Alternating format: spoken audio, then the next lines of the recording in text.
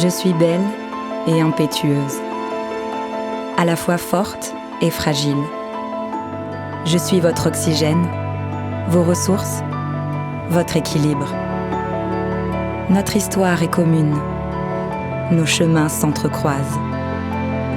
Sur le chemin de vie, je vous accompagne et vous offre en partage tous mes bienfaits.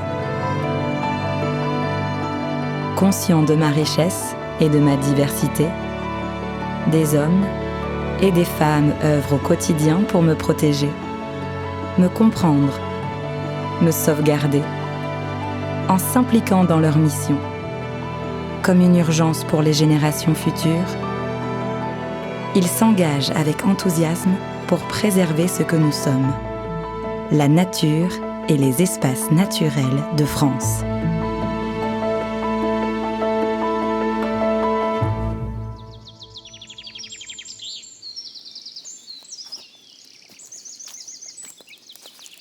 Les aires protégées françaises, c'est un grand réseau de différents acteurs. On a les parcs nationaux, les parcs naturels régionaux, les réserves naturelles, les conservatoires. Et chacun travaille dans un territoire différent finalement. Ça peut être en mer, sur le littoral, en montagne. Et tous ensemble, on contribue à préserver la biodiversité. Donc, l'enjeu, il est de renforcer les aires protégées existantes. Nous avons aussi besoin d'étendre le réseau. Et donc aller tendre vers 10% de protection forte notamment et 30% de sites classés en aire protégée, puisque la biodiversité continue à s'effondrer. Le changement climatique renforce ce phénomène et donc on a une urgence à agir. Il faudrait qu'on arrive à ce que la préservation de la biodiversité et les espaces naturels deviennent une vraie composante de l'aménagement du territoire, que ces aires protégées deviennent un joyau finalement, qu'on soit heureux de conserver pour les générations futures.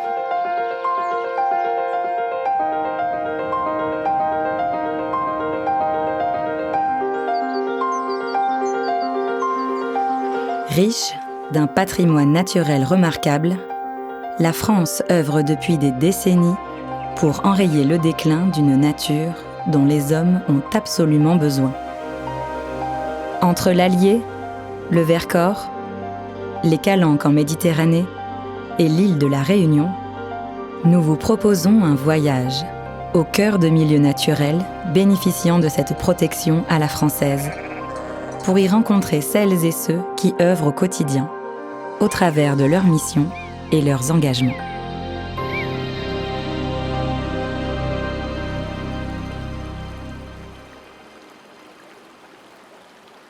Elle est libre, l'Allier, libre de faire ses méandres et de serpenter dans son lit trop étroit. Libre de modifier sa courbe ou d'en faire naître d'autres à sa guise. L'impétueux cours d'eau est l'une des dernières rivières sauvages d'Europe de l'Ouest, sinuant sur 425 km avant de se jeter dans la Loire au bec d'Allier.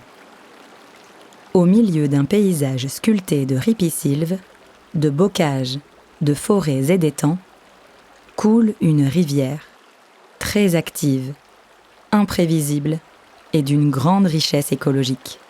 Nous avons la chance sur notre territoire d'avoir la partie la plus mobile de la rivière Allier, donc avec une dynamique fluviale extrêmement importante, qui passe sur le domaine public fluvial qui a été en grande partie classé en réserve naturelle. Donc c'est un outil de protection fort qui a permis de faire reconnaître toutes les richesses sur ce secteur. Sur le Val d'Allier, on a la particularité d'avoir une vaste nappe alluviale dans laquelle on puise de l'eau potable pour les 2/3 des habitants du département. Donc il est extrêmement important de veiller à préserver la nature qui se trouve au sol, mais également cette ressource en eau extrêmement précieuse sous nos pieds. Sur le département de l'Allier, on a 26 hectares qui sont érodés tous les ans par la rivière Allier, donc dans ce processus de mobilité de son cours. Mais cette érosion donc, va toucher aussi des parcelles agricoles privées. Et donc le Conservatoire d'espaces naturels a une mission d'acquisition de terrain sur des parcelles qui peuvent être touchées par l'érosion, soit actuellement, soit dans 20 ou 50 ans. Donc on essaye d'anticiper d'éventuels soucis. Et au fil du temps, depuis la fin des années 90, on a acheté près de 250 hectares, donc 2 parcelles agricoles, sur lesquelles on va essayer de maintenir du pâturage. L'intérêt d'avoir du pâturage au plus près de la rivière, c'est qu'on a un espace tampon qui est bénéfique pour la biodiversité, mais également pour la ressource en eau.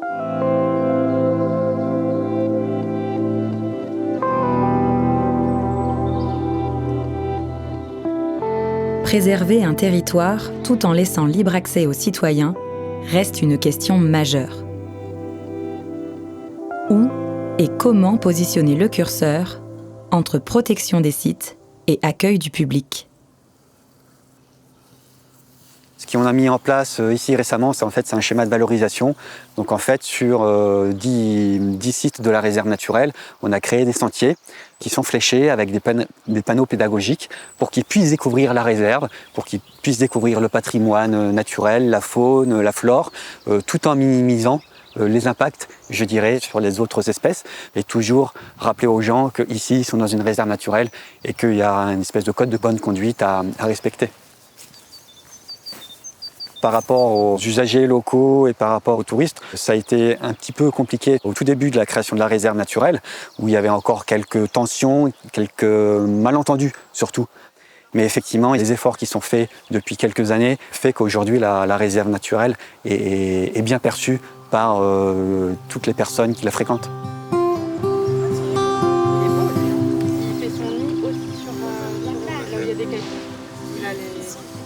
En menant des actions pour préserver la biodiversité, on va pouvoir préserver également tout un tas de services rendus à l'humanité et au territoire. Donc il faut pouvoir garder ce trésor que l'on a, et puis au-delà du côté fonctionnel de cette biodiversité, c'est aussi la possibilité de s'émerveiller en allant se promener dans la nature, et ça c'est très important, y compris pour notre bien-être à tous.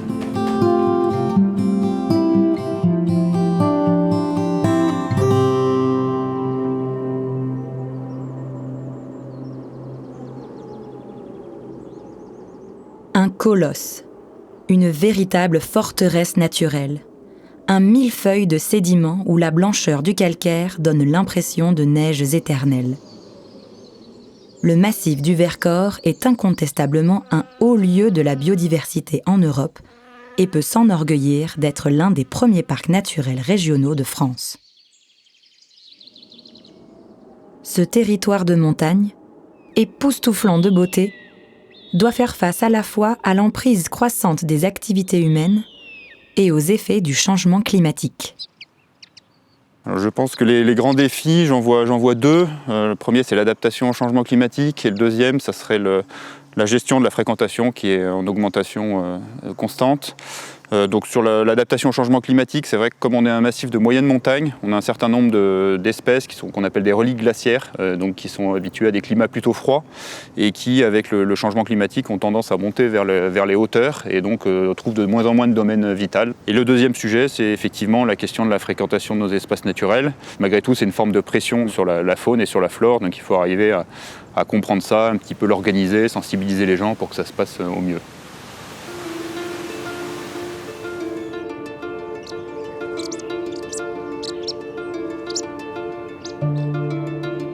Par exemple, la réserve naturelle des hauts plateaux du Vercors, c'est le plus grand espace d'un seul tenant, sans route et sans habitation permanente de France métropolitaine.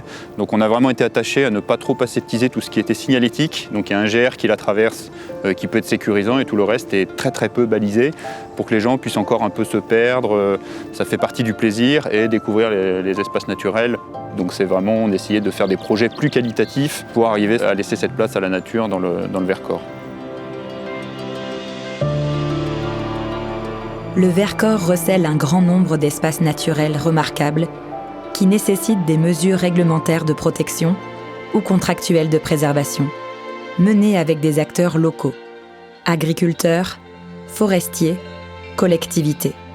Des dispositifs indispensables pour conserver ces milieux et ces espèces, grâce à l'engagement des acteurs socio-économiques et des élus. Ça peut paraître un peu le millefeuille de protection administratif, ces réserves nationales, Natura 2000, etc. En réalité, on a vraiment 3 niveaux, moi, que je distinguerais avec notre réserve intégrale. On a le PNR qui ancre les projets de conservation dans le territoire, auprès des élus, auprès des habitants. C'est vraiment leur job parce qu'il est à grande échelle. On a ensuite la réserve nationale qui surveille la réglementation d'un espace qui est quand même exceptionnel, 17 000 hectares là-haut. une étendue fascinante sans infrastructure, sans rien, qui agit et qui expérimente pour la conservation des espèces. Et puis au sein de celle-ci, on a notre réserve biologique intégrale qui fait que 2200 hectares, mais qui permet justement d'être un fabuleux miroir de la gestion courante des alpages et des forêts, et qui va se vouloir un référentiel absolu de naturalité, où on a un peu artificiellement sorti l'homme. Toutes ces dynamiques naturelles, une fois qu'on les comprend mieux, qu'on les observe, eh bien nous, on peut mieux gérer derrière, parce que c'est la base de notre métier.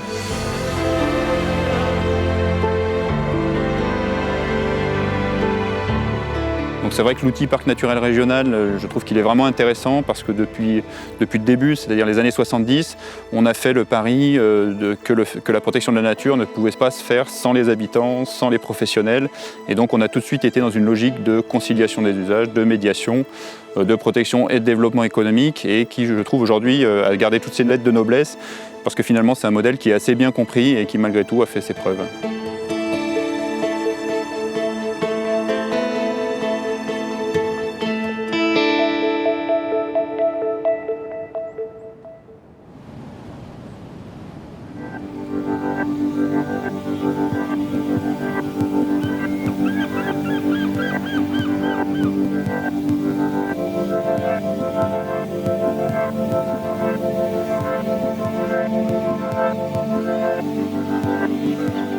Avant-dernier-né des parcs nationaux français, les calanques sont partie intégrante d'une culture méditerranéenne à l'identité territoriale forte et enracinée. Situé aux portes de Marseille et de Cassis, soumis aux rudesses du réchauffement climatique et au tourisme de masse, sa mission de protéger les écosystèmes remarquables est à la fois un compromis entre traditions qui perdurent, usages contemporains et nécessité de conserver pour les générations futures.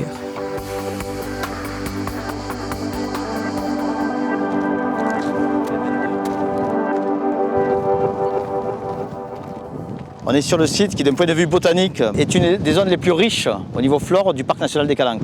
Un site sur lequel les plantes, pour pousser, ont dû s'adapter au vent, Mistral très fort, avec une aridité très importante, un fort ensoleillement, très peu de précipitations, très peu de sol. Donc on a sur ce site-là des plantes qui ont dû se développer au ras du sol, qui ont dû s'adapter à ces conditions, et uniquement ces plantes-là. Ce qui fait qu'on trouve énormément d'espèces protégées qu'on retrouve nulle part ailleurs sur le massif. Donc une végétation tout à fait particulière qui était adaptée à toutes les conditions climatiques, mais qui n'est pas adaptée au piétinement, qui n'est pas adaptée aux roues des voitures, qui n'est pas adaptée aux accumulations de déchets ni au barbecue. Quand le parc a été créé, c'était un site un peu à reconquérir. Ça prend du temps pour arriver à expliquer les enjeux de protection. Les gens qui ont grandi au Goudes ont toujours vu ces plantes-là autour de chez eux, sans savoir que ces plantes-là poussent uniquement autour de chez eux. Les Marseillais entretiennent un rapport privilégié avec cet espace naturel. Tout d'abord parce qu'il était préexistant à la création de l'établissement public Parc national des Calanques. C'est ici que se sont exercées un certain nombre de traditions, de coutumes, et les familles marseillaises y ont une part de leur histoire. C'est donc aussi un patrimoine immatériel. Il y a aujourd'hui une demande grandissante d'espace de nature, et nous avons à gérer à la fois ce besoin grandissant de nature et la nécessité de préserver cet espace. Préserver un espace naturel pour ne jamais y avoir accès, c'est un non-sens. Donc l'idée aujourd'hui, c'est d'avoir une autre expérience au sein du parc et sur l'ensemble de la ville et du littoral. Une expérience qui soit plus raccord avec les enjeux environnementaux du XXIe siècle, avec l'urgence climatique. Une expérience durable. Pour cela, il faut un tourisme authentique. Il faut mettre fin ou limiter le tourisme de masse. Donc c'est donc un autre modèle touristique qu'il nous faut aujourd'hui mettre en branle.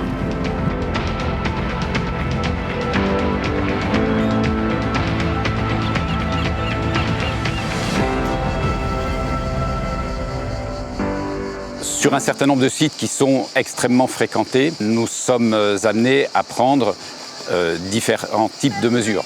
D'une part, nous avons aménagé des sentiers de façon à permettre de canaliser le public sur ces espaces et des campagnes d'information sur les bons gestes ou sur les bons comportements dans le milieu naturel.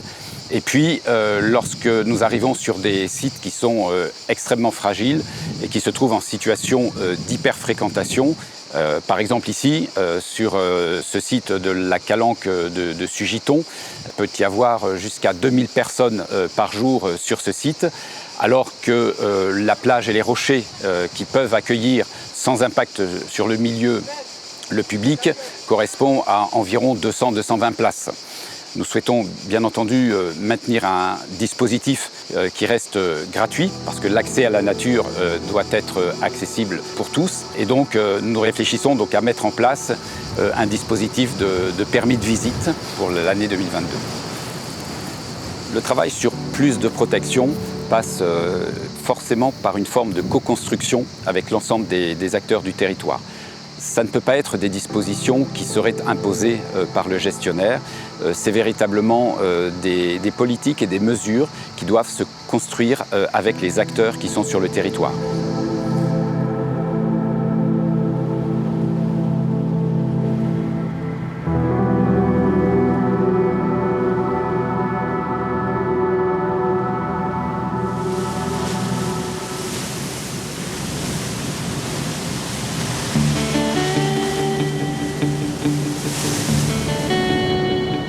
Outre les nombreux espaces naturels qui jalonnent la France métropolitaine, le patrimoine naturel des territoires d'outre-mer constitue quant à lui un incroyable vivier de biodiversité, notamment grâce à ses nombreuses aires marines.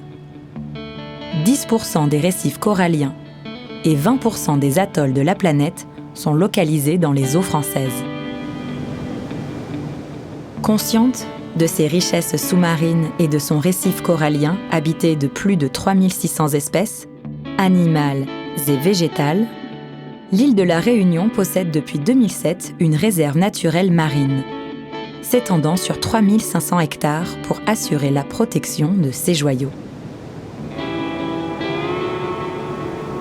La dégradation des récifs coralliens est multifactorielle. Donc vous allez avoir effectivement le changement climatique, comme le réchauffement des eaux qui va entraîner un blanchissement corallien. Et on a aussi les grandes marées basses.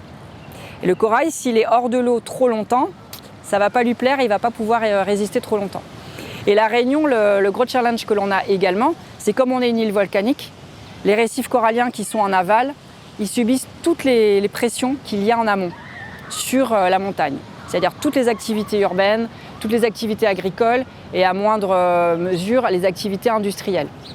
Donc en fait, c'est toutes ces activités-là qu'il faut essayer de circonscrire, en tout cas d'accompagner pour qu'il y ait des changements de pratiques. Toutes les aires protégées, à partir du moment où vous allez mettre en place un outil fort de réglementation, vous allez contraindre les gens à changer leur comportement, leurs habitudes, leurs loisirs, leur culture. Et ça, forcément, ça va faire conflit. Et la difficulté, c'est de pouvoir trouver des consensus qui vont satisfaire tout le monde. Et ça aurait été extrêmement difficile de mettre en place une aire marine protégée en excluant toutes les activités. Donc il faut qu'on travaille avec les usagers. Donc on a plusieurs façons de le faire. Déjà on fait de la sensibilisation, on fait de l'éducation, on fait de la formation aussi des professionnels et on travaille aussi de plus en plus au plus près avec les professionnels du tourisme pour les accompagner à mettre en place justement des produits qui pourraient être le plus respectueux de l'environnement et à travers lesquels on pourrait faire véhiculer des messages de protection, de bonnes pratiques. Donc on essaye de montrer aussi au territoire que la réserve, c'est un outil de développement. Il y a une étude de l'IFRECOR qui a montré que les récifs coralliens de la Réunion rapportaient près de 49 millions d'euros par an au territoire, directement ou indirectement. Demain, s'il n'y a plus ces récifs coralliens en bonne santé, avec une biodiversité, avec des poissons, c'est tout un pan de l'économie qui disparaîtrait.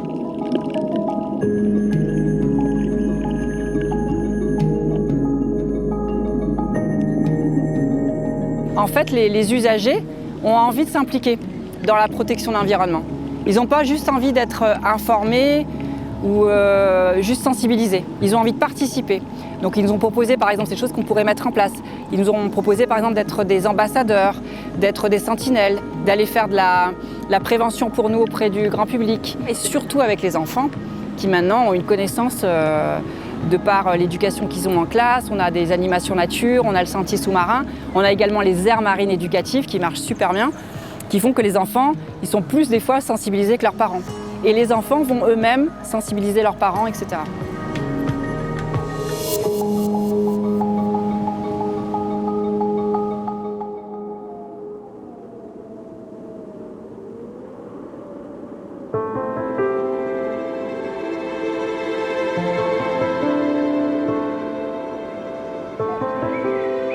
Comme en témoignent ces gestionnaires d'espaces naturels protégés, il y a aujourd'hui une vraie urgence écologique à préserver la biodiversité des territoires.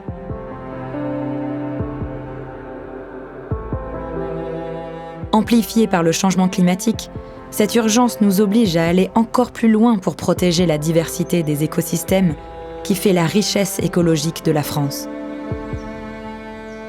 La stratégie nationale pour les aires protégées, présentée par le président de la République, concrétise cet engagement collectif qui doit porter sur tous les milieux, terrestres comme marins, tant en métropole qu'en outre-mer.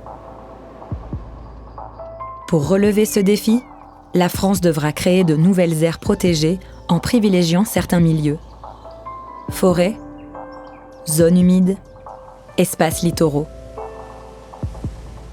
Mais elle devra aussi renforcer le réseau d'aires protégées existantes pour les rendre interconnectées, résilientes aux changements globaux, et qu'elles disposent des moyens suffisants pour assurer leur mission. Ceci en nous appuyant sur la diversité des outils de protection de notre modèle français, en multipliant les synergies et en mobilisant les énergies de tous les acteurs impliqués, car nous sommes tous concernés par cette protection des espaces naturels et de la biodiversité qui constitue un véritable projet de société.